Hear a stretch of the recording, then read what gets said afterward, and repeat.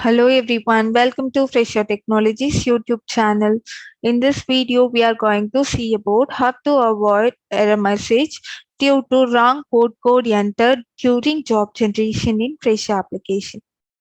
Initially, you need to log into Fresa Application, and after your successful login, this is how your dashboard looks. To show the error, we have generated one job already. So this is the last result of that job, that is the summary.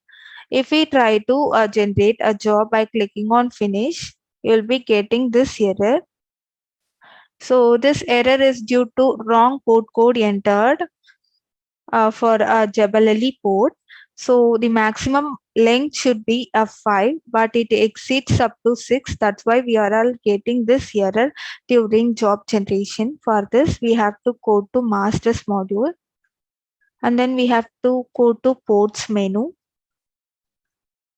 Now, if we click on the port which we have selected in job, you can see the port code is having a maximum length of 6.